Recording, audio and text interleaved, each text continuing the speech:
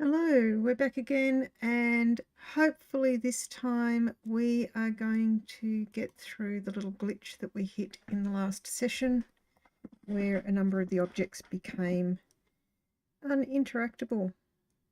So we're back in the room. I'm really hoping this works this time. So what do we have as an objective? We have to search his room, which is what we were attempting to do in the last session. We don't have any new information in the notebook, and we don't have any new connections to make. So let's start with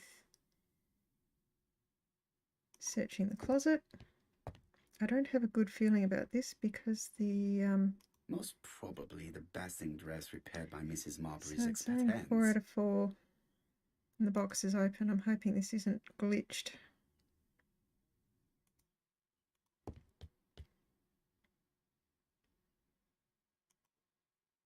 It's an ABC. It's saying 6 out of 6.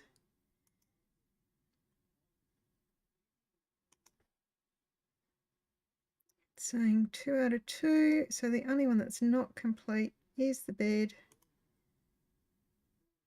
The least we can say that Mr. Cust is not very concerned about order and balance.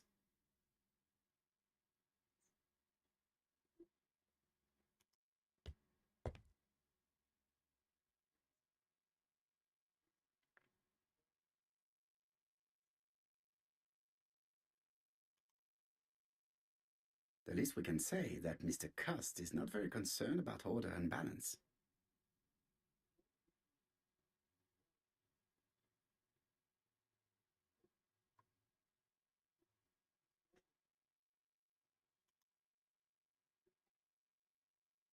Alright, there's the object we couldn't find.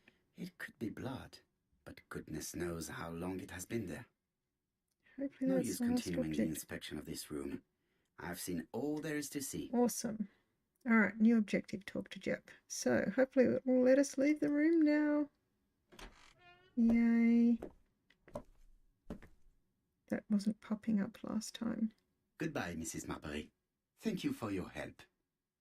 Bye. Ah, Chief Inspector. I was about to leave. Good evening, Chief Inspector. Welcome. Please excuse me, I must go to the kitchen. I'll leave the key of Mr. Cust on the counter. I'm sorry I'm late. I've spent ages with the Doncaster police. And you? I have established one fact. On 3 occasions, Cust was at the scene on the day of the crimes.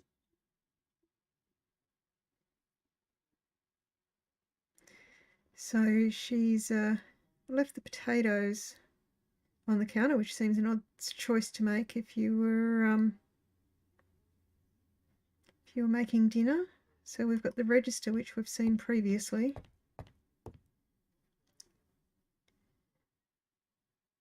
So we've looked at this previously. No more need to consult the register. All right. Nothing new to be learnt there.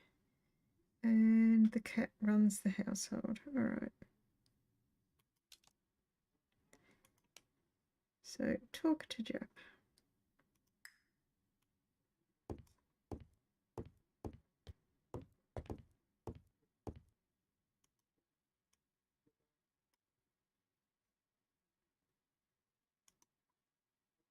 It is now the right time.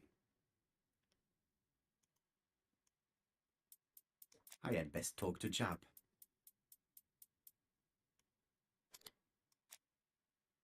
I've listened closely to what you have to say, Poirot. For me, there's no doubt Cust is guilty. Do you have any element that might prove the contrary? That is what we're going to look for. Let us now try and get our brain cells to work.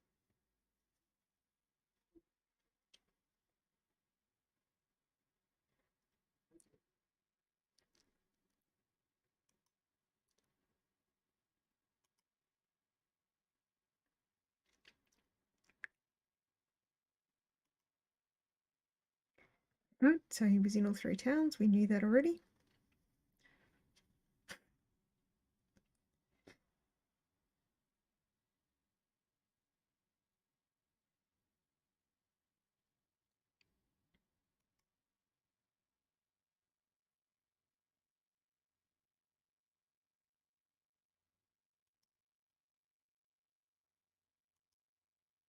All right, they were all correct.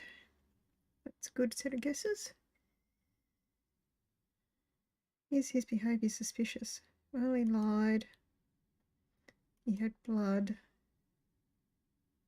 He keeps the newspapers. They're all suspicious.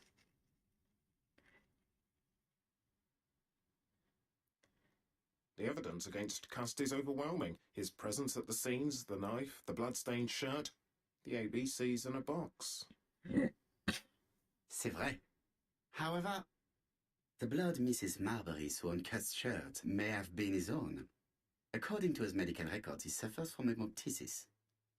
The murderer cut Sir Carmichael's throat from behind, and the blood spurted outwards. You would expect the murderer's shirt to be stained on the sleeves, not on the buttonholes, yet we see quite the opposite. You would expect the murderer to keep the newspaper articles about his crimes. But Cust's collection starts in Cheston, as if it discovered the case rather late. I agree it's troubling, but it doesn't change my mind.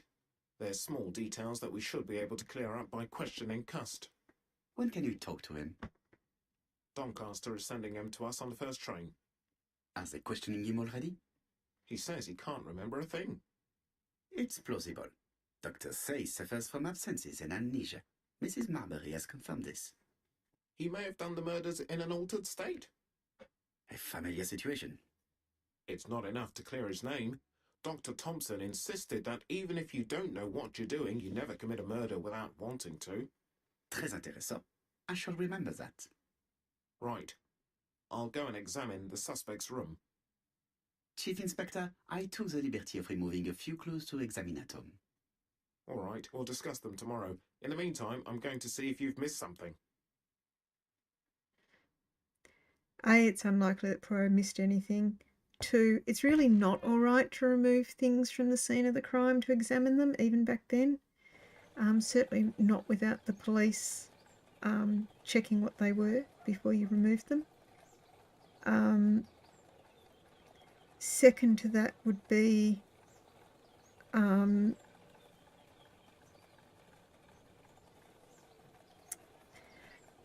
question of whether he knows he committed the crimes or not. There would be diminished capacity if he committed the crimes while in an altered state.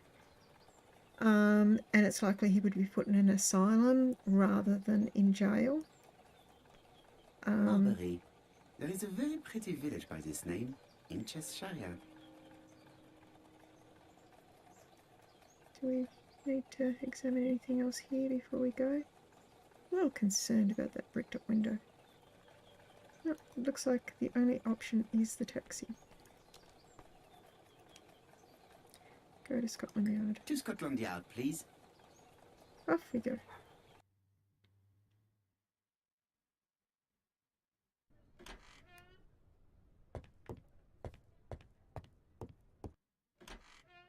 Jap's office? No, talking to Cust. So we have 2 water glasses, stuff on the board, and Cust. So let's have a look at him first. This man is not in good shape.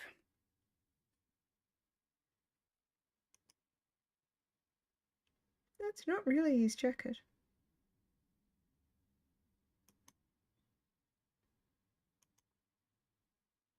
Shaking hands. Lowered eyes. So it's definitely suggesting He is worried anxiety. and very tired. And other police have been hard on him.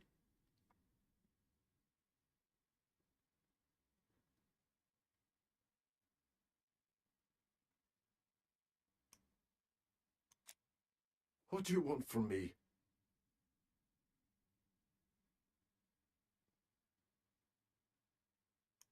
Good day, Mr. Cust. I am Hercule Poirot. Ah, you're the detective. Yes, I am the person you have been sending the letters to. I didn't write these letters. I've already said so.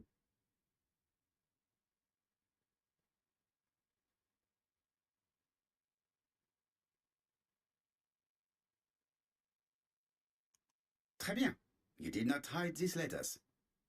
But the question remains, who did? Probably one of my enemies. I have many.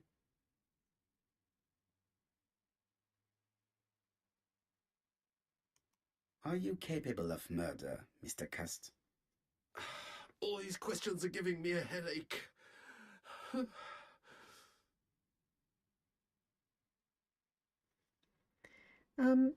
Poirot would maintain that pretty much anyone is capable of being a murderer if the situation is You correct. suffered during the war. It's true. I was wounded. I suffered. But the army was the only place I didn't feel inferior. No questions. Just orders to follow. But ever since you were wounded, you have absences, bouts of amnesia. And headaches. Professor Clark treated you. Yes, a few years ago he really helped me with my burned throat.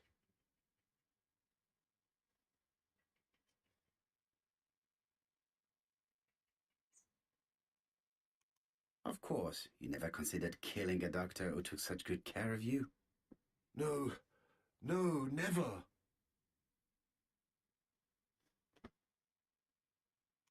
You were seen at all the crime scenes. Yes, I was. I travel a lot, but not for pleasure. I am terribly unwell in trains. But I had to respect my engagements.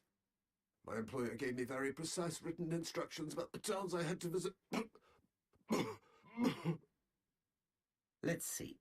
The company you claim to work for, Silky Legs, has never heard of you. And as for these letters they sent you, they were written on your own typewriter. The company sent me the typewriter when I started working for them. Yes, but the letters were received afterwards.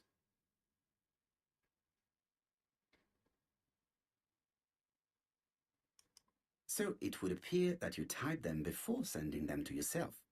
I don't remember. Good God! I don't know what's happening to me. My head hurts terribly.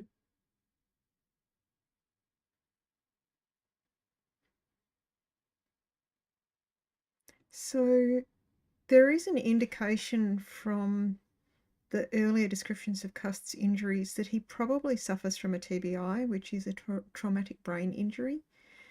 It can certainly affect memory, both recollection of things that have happened previously and the ability to form new memories. It's totally conceivable that while in an absent seizure state that he would not understand what is going on or recall what happened at that time. I know from observation, because there is someone in my life who has absent seizures and issues with memory, that they can sometimes be up and, for all intents and purposes, alert, but not be conscious of what's going on around them or not have the context of what's going on around them. So it's not inconceivable that he wouldn't know what's happening. His body language is definitely one of someone who is distressed and having an anxiety or panic attack, the shaking, the closed body language. Let's see if we have an He's updated prey to a observation. terrible anxiety. Is it remorse? Or simply the pressure of the questioning and the train journey? His body language does not indicate remorse. It indicates anxiety, the trembling. Remorse would be more likely to be begging and be looking at him pleading rather than closed like that. He's closed in on himself totally. He is in no state to reply. So what do we got going on?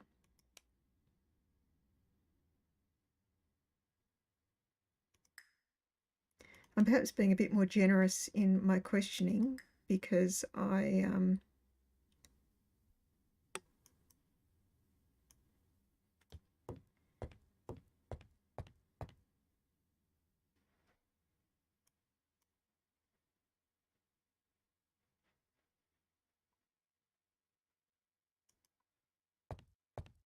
I am not going to leave before having finished questioning him.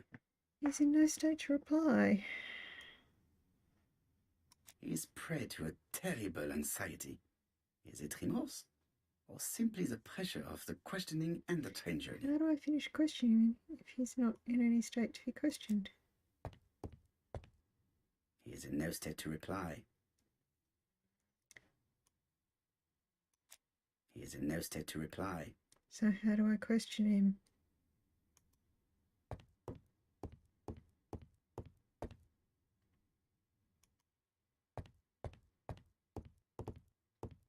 I'm sure pacing around him's helping enormously. He is prey to a terrible anxiety. Is it remorse?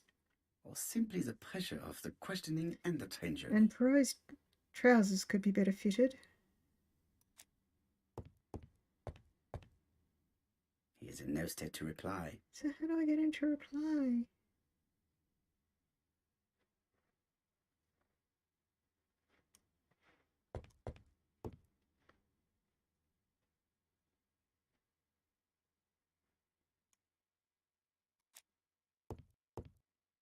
He is in no state to reply. Yes, I've worked that bit out. He is in no state to reply. So how do I finish questioning him?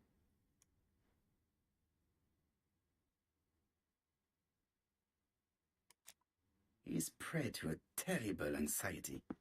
Is it remorse? Or simply the pressure of the questioning and the train journey?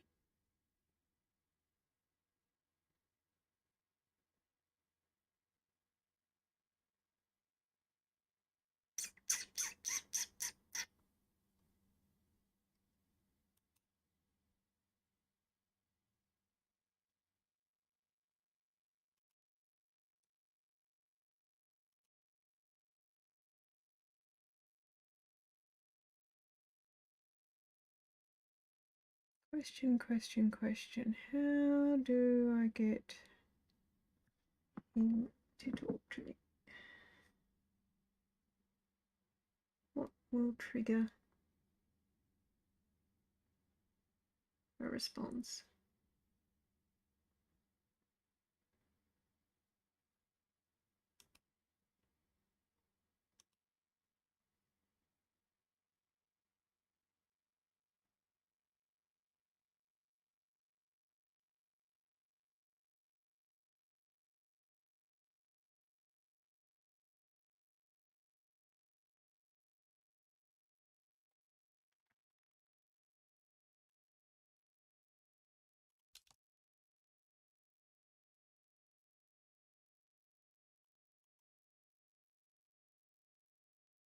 Laudanum, a medicine for coughs. It is what Dr. Clark prescribed for Mrs. Asher.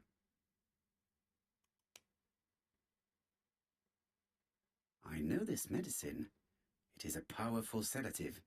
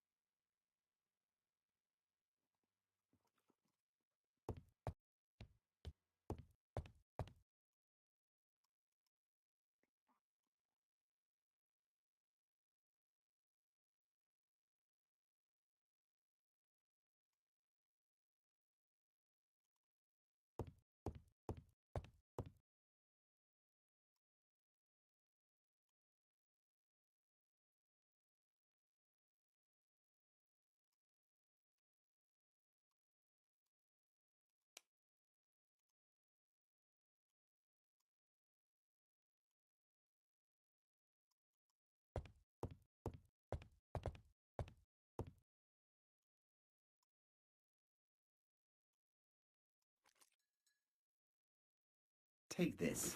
It will help you.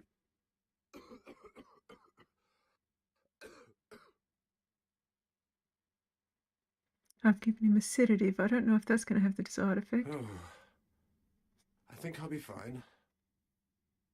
Let us see, Cust. Look at me. You know very well that you committed these murders? Yes, I know.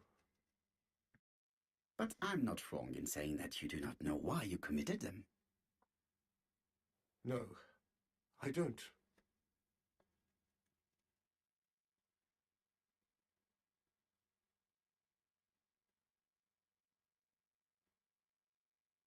Let us leave Cust alone. He's at the end of his tether.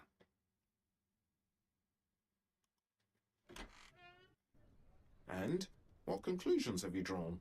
Plenty. It might help us to understand him a little better. I've got another mustache. Let us now try and get our brain cells to work. Okay. Brain cells it will. What brain cells do we have? What do we know about Cust's health?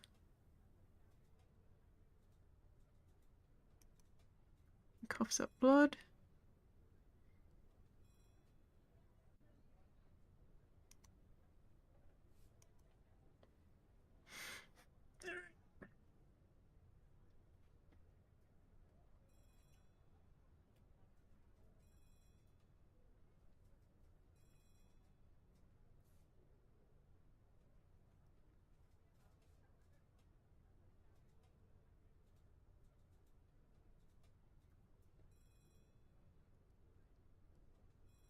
No?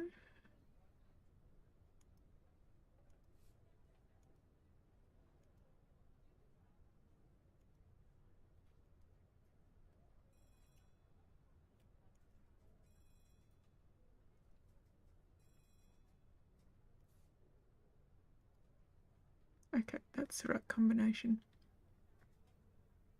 The blood is in the wrong spots.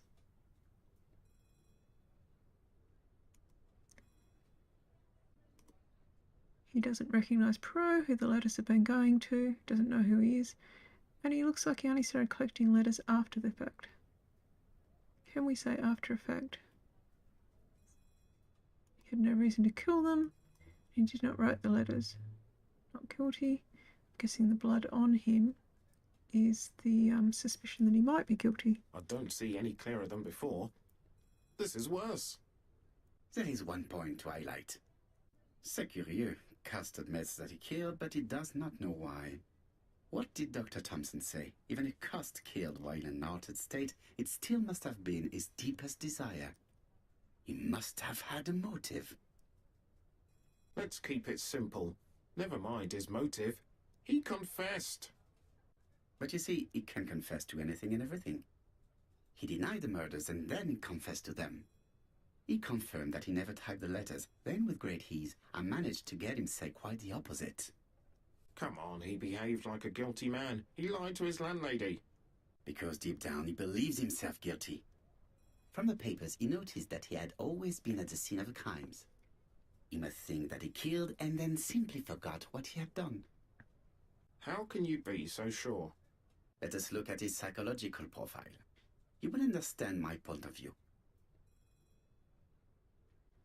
Let us now try and get our brain cells to work.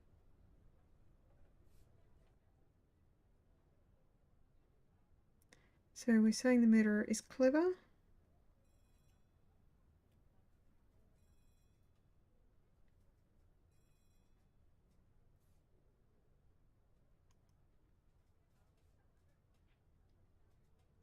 He just feels inferior and wants to follow orders. He's anxious, shy, that'll do, easy to influence.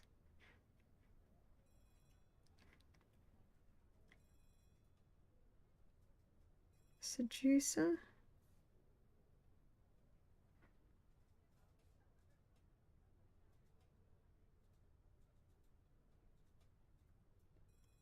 Gentle as I am? No.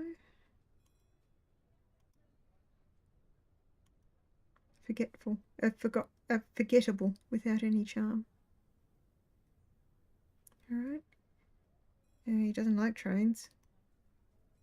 Really does not like trains. They make him feel sick.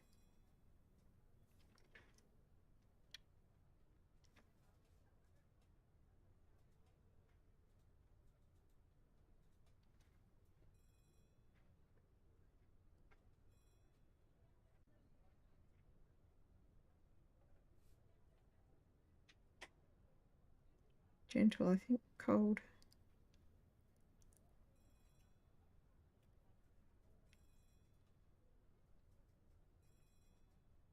He's parsimonious, not generous.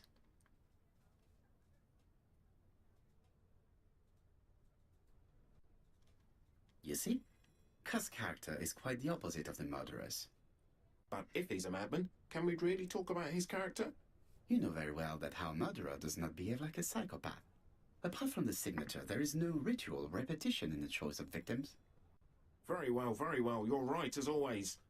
So we have no confession, no culprit, no suspects, nothing. And all that after 2 months of inquiry?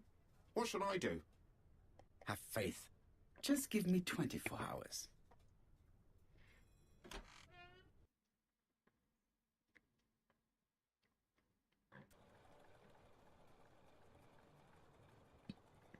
Go home. So we have some new information about Cust. And our next objective is to go home, which will be by car. To Whitehaven, please.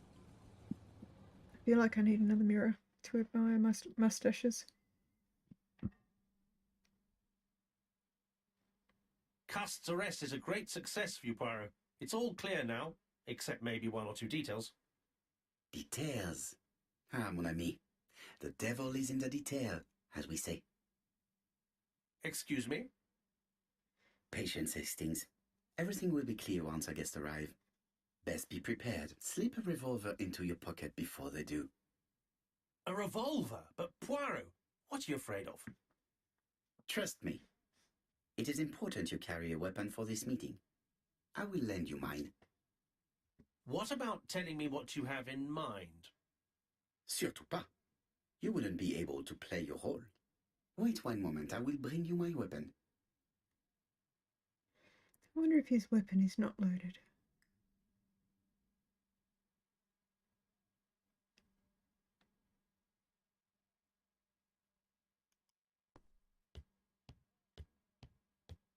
What about telling me what you have in mind?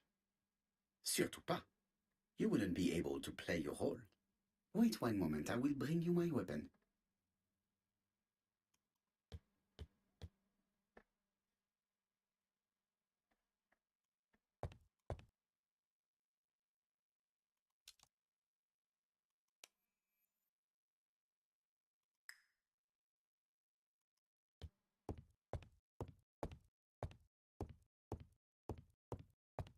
There's a mirror.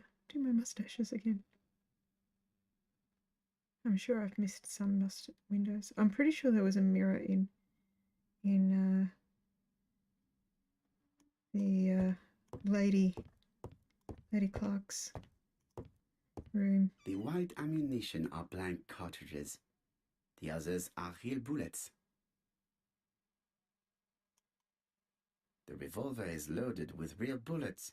I still have time to choose blanks. The revolver is loaded with blanks. I still have time to choose real bullets.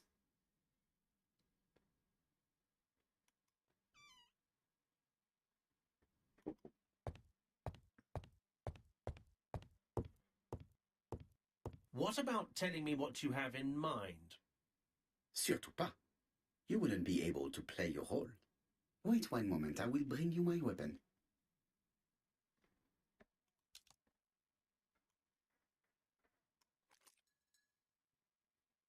Voila, I entrust you with my weapon. It has hardly been used, it is almost new.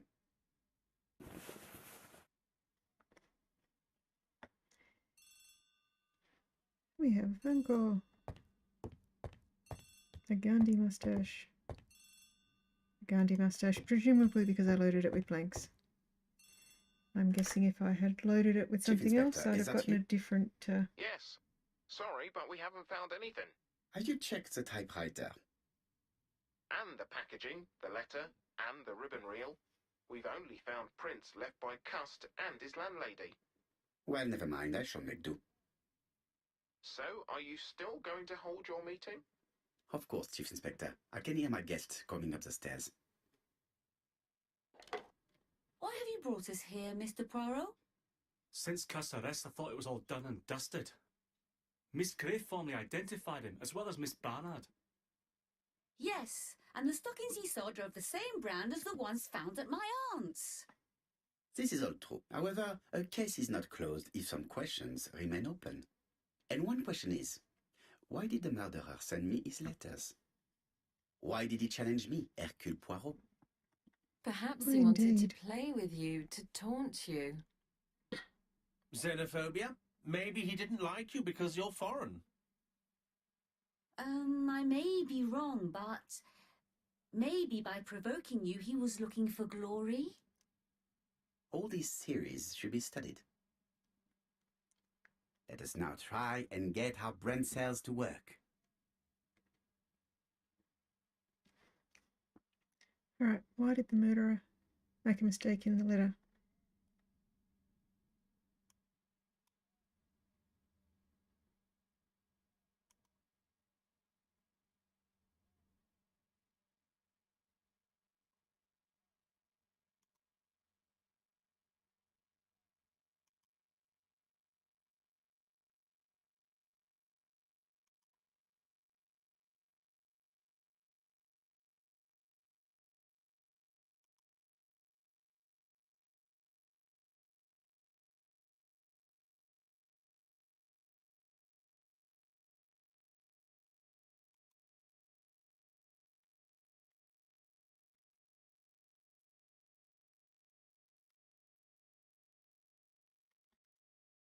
Why did he...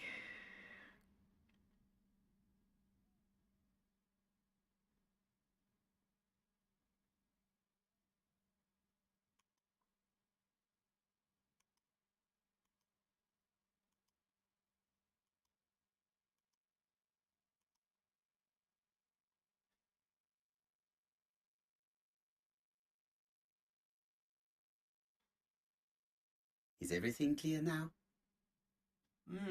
You might like to explain your reasoning again. Of course. First of all, remember that the murderer made it a rule to always post his letter before the murder. He never digressed from that rule. However, in Churston, he encountered a problem. The village has only 500 inhabitants. With advance warning, it would be easy to arrest him. Therefore, the murderer delayed his letters deliberately with the wrong address. The plan wouldn't have worked if he'd sent it to Scotland Yard or the papers because everybody knows their addresses. The mistake would have been corrected and the letter would have been on time. That is why the murderer chose me as the recipient. Because for his plan to succeed, it was necessary for at least one of the letters to have a wrong address and get lost. It was very cunning. Absolument. It is a very subtle plan. It matches the profile we have drawn up of him perfectly. That of an intelligent, daring and calculating murderer. But that's not how... All right, I'm going to pause it there. So there was only 500 people in the village of Churston. There are plenty of other sea towns in England he could have chosen with much larger populations. Even, for example, Cheltenham, which was the red herring given earlier that that Cust went to instead of Doncaster. Cheltenham is quite a large town, starting with C, certainly in range of where they've travelled to previously.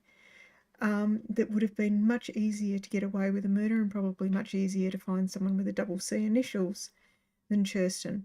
So that makes it even more obvious that that was actually the deliberate murder that the rest were red herrings to cover up. You describe Cust? You are quite right, mademoiselle. Like you, I find it hard to believe that this dull character is the clever murderer we are looking for. Do madmen... I mean, if he's mad, he might have two very different sides. No doubt. So she's suggesting multiple personality disorder there, which it's not really called multiple personality disorder anymore. It's called dissociative identity disorder, which is, he is a potential candidate for it. It's generally a result of trauma, though more commonly trauma as a child rather than as an adult. And the alternate identities, or alters as they're known, They generally all serve a purpose, and the purpose is to protect the primary identity. By going out and committing murders of random people, it is highly unlikely that this in any way, shape or form protects the main identity. It's more likely to cause harm to the main identity, particularly if the other people are not at this point threatening or causing harm to the main identity. So there is no logical reason for someone who is suffering from dissociative identity disorder to be going out and randomly killing people. And I know that the most commonly used example is Jekyll and Hyde. That is a fantasy piece that is not consistent with the behaviour of someone suffering from DID. So it's highly unlikely that that is a valid diagnosis. But having said that, the understanding of DID when this book was written in the 1920s is probably not as good as our understanding of it now. But the murderer is not mad. All the specialists agree that he does not have the profile of a psychopath. Again, jumping in, the most concise definition I've heard of the difference between a psychopath and a sociopath, and again, they were not often used correctly in this era. A psychopath is someone who doesn't believe the rules exist. A sociopath is someone who thinks that there are rules, but they just don't apply to them. There are many aspects in how these murders were committed that relied on the rest of society believing there were rules and how the rules would apply. So again, not really. The murders aren't consistent with a psychopath. But if Cust is not guilty, how do you explain his presence at the scene of the crimes? Mr. Clark, the answer to your question is in the medical records of your brother's patients. Documents which Cust most certainly did not have access to. Let us now try and get our brain cells to work. So I would say, for starters, the murderer is probably a sociopath rather than a psychopath.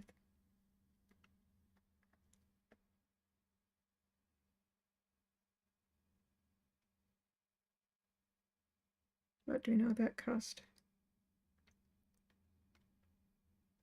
Cust is easily influenced.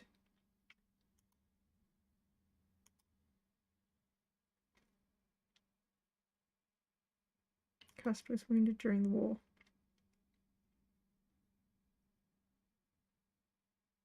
All right. How do we explain his presence at the crime scene? He was a door-to-door salesman.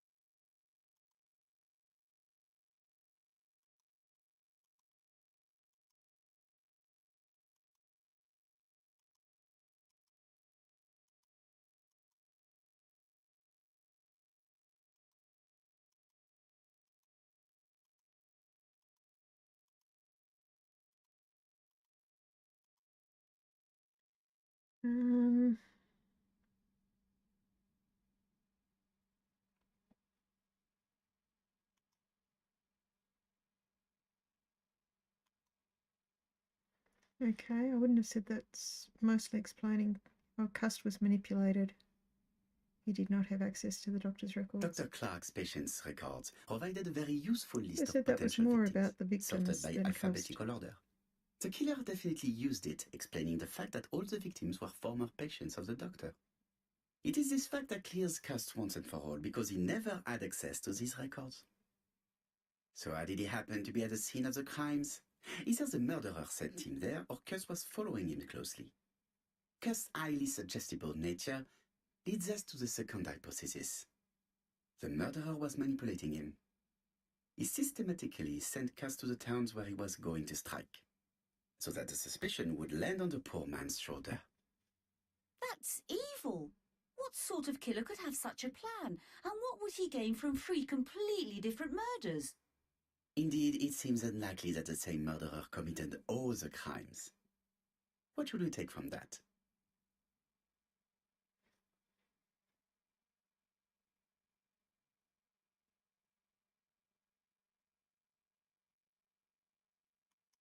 Just one murder was of benefit to the murderer. The others were just diversions.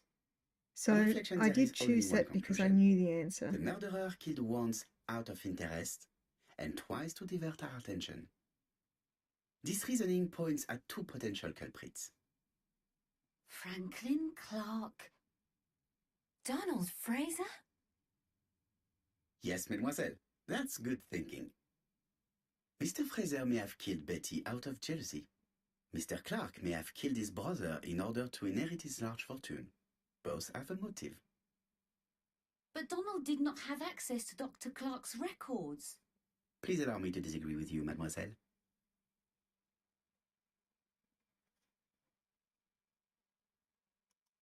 He works for Court and Brunskill, one of whose clients was Sir Carmichael. It doesn't prove that I went to Comeside. You could have done it, and you may have used the opportunity to take a look at Sir Carmichael's records. You think I'm guilty? You or Mr. Franklin Clark? That's ridiculous. Both of you have a motive.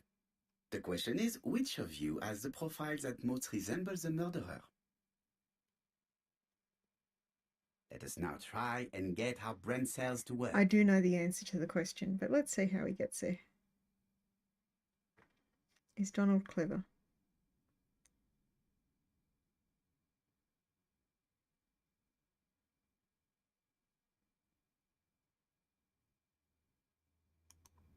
Yes.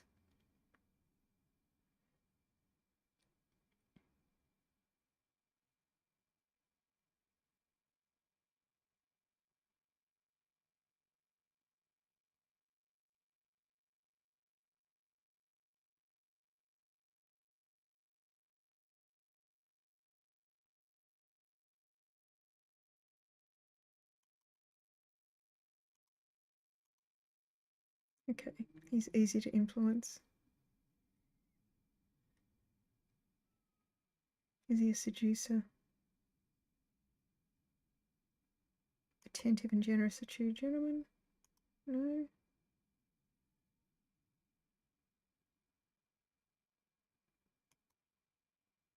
No. Maybe. He looks very much like they intended to have him look a little bit like David Tennant. Does he like trains? He falls asleep on trains. He's rocked to sleep on them. So his profile's matching up okay, except for one exception.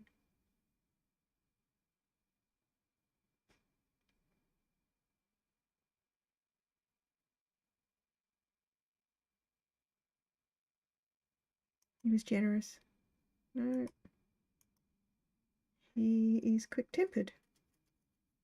So he doesn't plan things methodically. Is he impulsive? Is he generous? Yes, he is generous. Do we get one last question with one last answer? No. Ladies and gentlemen, Donald may share many character traits with the murderer, but he does not have his cold indifference. He has a temper. It is hard to imagine him planning anything. Also, jealousy is his motive, and crimes of passion are rarely planned. Right, I suppose it's my turn to be subjected to the same scrutiny. Absolument, Mr. Clark. Let us now try and get our brain cells to work. Is Franklin clever?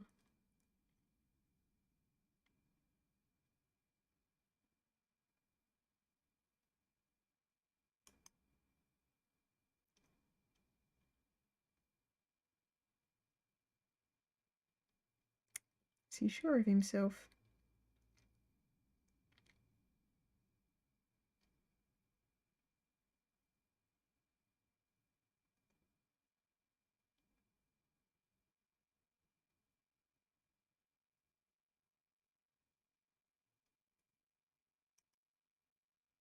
Yes.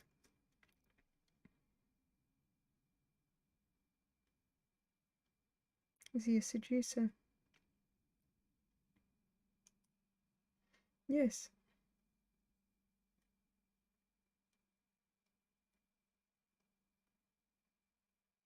Does he like trains?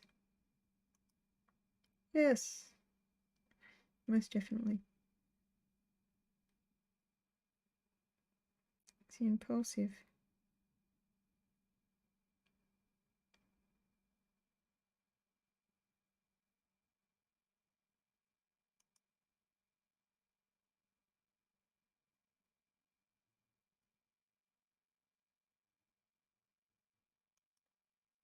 Generous, yes. So he has all the traits.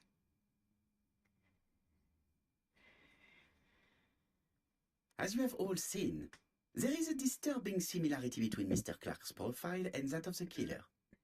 In actual fact, it is exactly the same.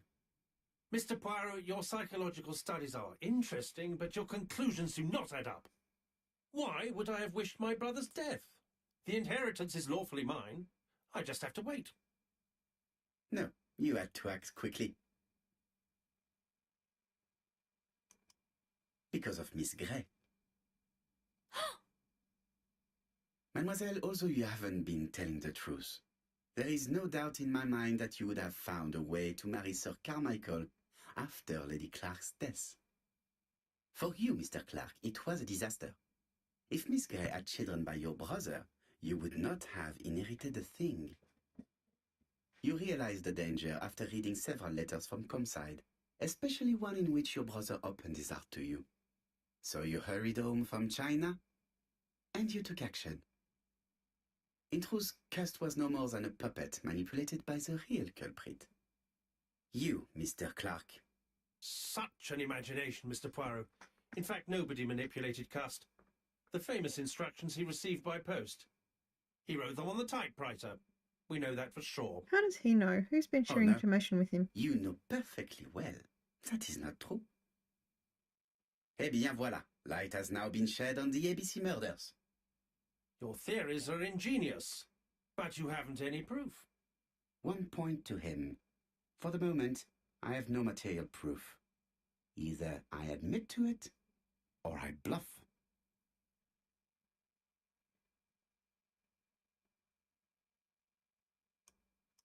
I know One that thing proves that's it. the one that's the used. print you left on Cust's typewriter. Enough. Oh, of course you wiped the typewriter before sending it. But not carefully enough. Scotland Yard has found your print along with those of Cust. I understand why you never wanted to lend me your new typewriter, and why you were searching through your brother's things. And the hole you dug on the moors. What did you hide there? The knife you used to kill your brother? Game, set, match. You win, Mr. Poirot. But it was worth trying.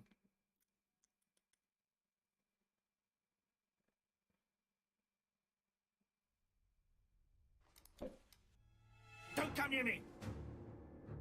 Well, I'll never let you take me, Mr. Poirot. I wonder if this ending is determined by whether you've loaded the gun or not. As I understand it, shooting with a blank is still potentially going to do quite a bit of damage. Because it still fires a cartridge. For you. Even at that reaction, distance. So I used blanks. I'm sorry, mademoiselle, but your second chance has been lost. Franklin Clark will never inherit his brother's fortune. Yeah, she was a bit of a gold digger.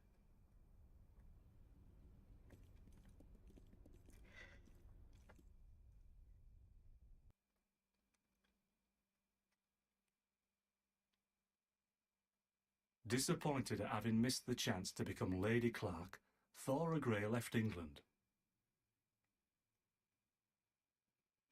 Donald Fraser and Megan Barnard married. On Poirot's recommendation, Mary Drower started to work for Lady Clark. The elderly lady's condition suddenly took a turn for the better. And a few months later, to Dr. Logan's great surprise, she was back on her feet again. According to this eminent physician, It appears to be an extremely rare case of spontaneous remission. Or Lady arsenic Clark poisoning. has enjoyed very good health ever since. We may have been wrong about the arsenic poisoning, i.e. that it really was happening. Journal of an Innocent. The incredible story of ABC. As for A.B. Cust, after being advised by Poirot, he made a great deal of money by selling his story to the press. And as for me, and with business booming, the Black Swan has become the #1 tourist attraction in the whole of Yorkshire, even more popular than York Minster. York Minster, I think, is a cathedral.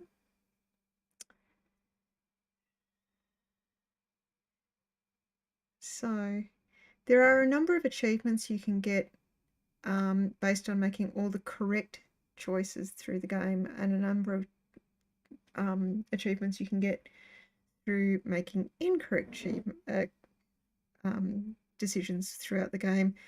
There are definitely some I missed. I don't know if I would play through it again to pick up all the achievements. You've got to play it at least twice to get all the achievements. And obviously I missed some mirrors along the way because I didn't get the achievement for twirling my mustache in every mirror. But because it doesn't tick along and give you what you're doing as a success or fail as you go along, you don't know which one you missed. I should have, however, have gotten the bulk of the achievements. So let's cancel out the credits and have a look at what we got. So I don't know why it starts partway through. So we have got most of the mustaches, all of that block. We're missing Eagle's Eye, which is probably from getting a whole bunch of things correct. Eagle's Eye made all the observations, so we obviously missed an observation somewhere. Probably one of the ones that was a side observation, not linked to the story.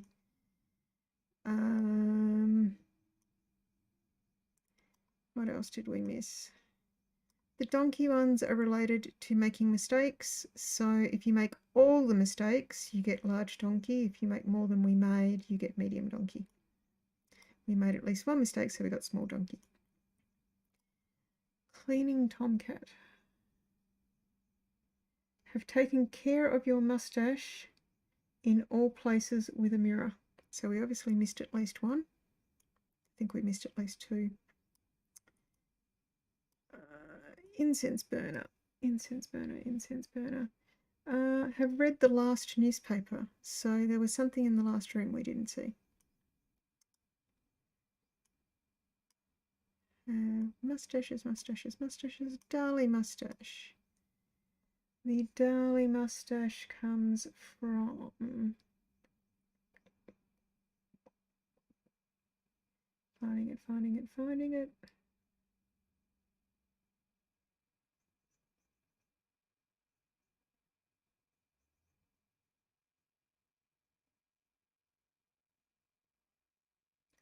While I'm looking for the Darlie mustache, the Black Swan comes from having caused Donbar's heart attack over the telephone.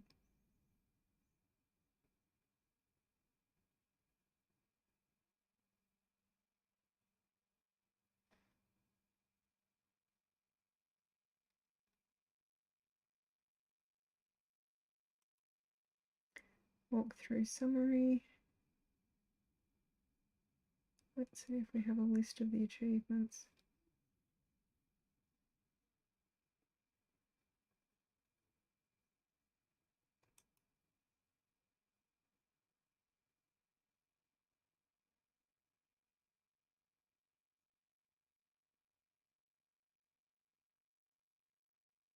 Darlie mustache. Make Mary Drower cry, which you do by accusing her of lying and deducing that the inheritance for her. So it's one of the wrong paths. You make Mary Drower cry, and that gets you the Darlie mustache.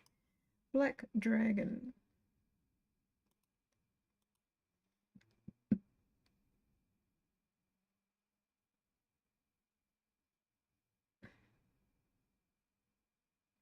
saw that a minute ago. Black Swan. Black Dragon. I found all the black dragons in Churston.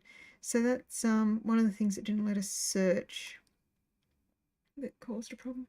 Dragon Smoke. I'm guessing that is also linked to Churston.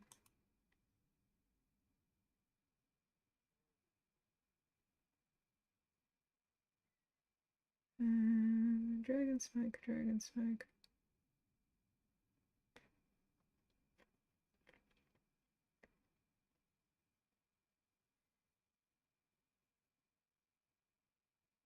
So I didn't search the room in the correct order at Churston, and that was the problem.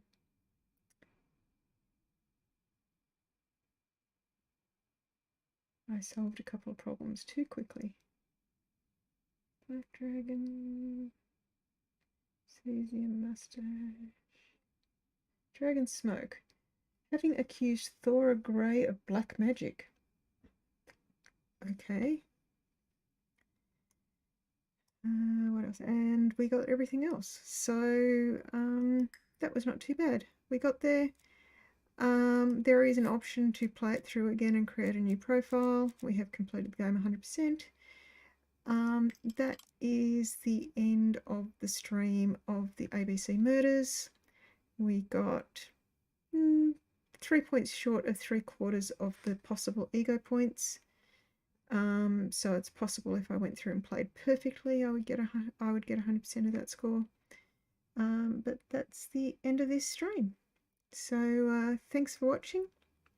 The plan for the next one is either doing a co-op stream with Bremster or continuing to play Stray. I am going to keep playing little puzzles. Steam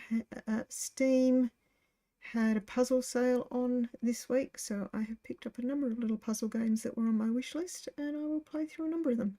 But thank you.